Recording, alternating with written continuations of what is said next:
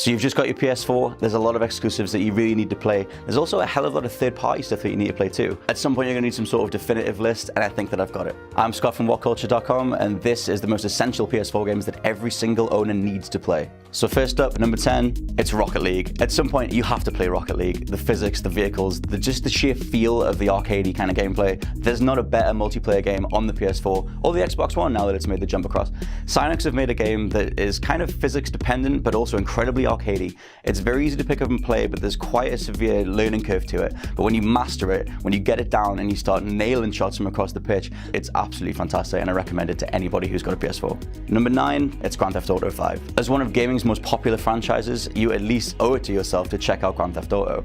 Once the parent-scaring phenomenon of the early 2000s, now the most blockbuster, highest-selling game of all time. The world that Rockstar have created is just one of the most detailed that you're ever going to come across. Whether you want to indulge in the story missions or just maraud off on some crazy crime spree, blowing up police cars for the next half hour, it doesn't matter, it's just as rewarding. It's fantastic. Next at number 8, it's Bloodborne.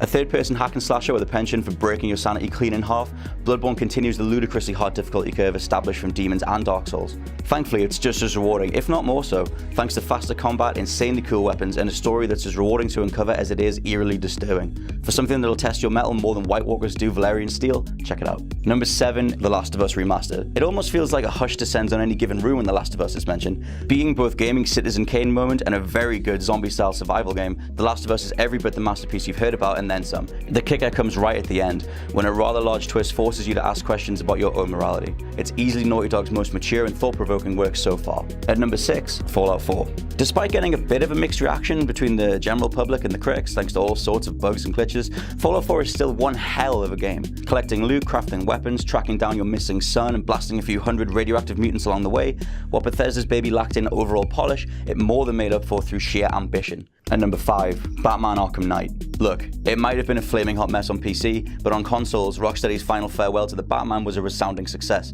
Simply put, there's no other game in history that makes you feel like the Cape Crusader, apart from the Batmobile tank sections, but we don't talk about that. When you're gliding through the city, the rain bouncing off your cape as you dive headfirst into the Batmobile and tear off to pummel Scarecrow and all of his thugs into the ground, there's nothing better. And number 4, Metal Gear Solid 5, The Phantom Pain. The term open world sandbox gets bandied about every few months these days, but hardly any games actually make you feel like a kid in a toy box.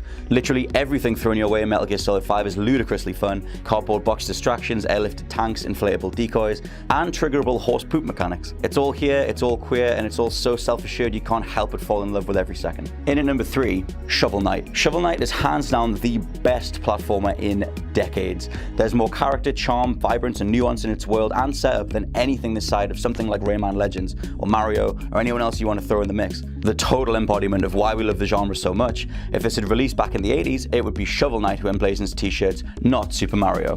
Boom. And now at 2, The Witcher 3 Wild Hunt. There's a certain mark of quality in The Witcher 3, one that comes in everything from conversation animations to how Geralt elegantly glides through combat encounters in a blur of blades and crossbow bolts. It hits you the second you load in, and is a genuine world of content dripping with quality, detail, and endless replayability. Wild Hunt is like nothing else. Geralt walks a perfect line between letting you indulge in side missions and pursue the main campaign simultaneously, a crucial element that way too many open world, freeform narrative experiences get very wrong. And at number 1, Uncharted 4: A Thief's End. For the top spot, a real homegrown Sony exclusive, and one that proves developers Naughty Dog just get better with age. Taking the quip-happy rogue Nathan Drake and bringing him down to earth could have been a disaster, but by letting you know it's a person in the middle of all those collapsed buildings, capsized tankers, and intense gunfights, it reframes the entire trilogy in the best way possible. More than ever, you can project yourself onto Nate and live vicariously through some of his most risky moments yet.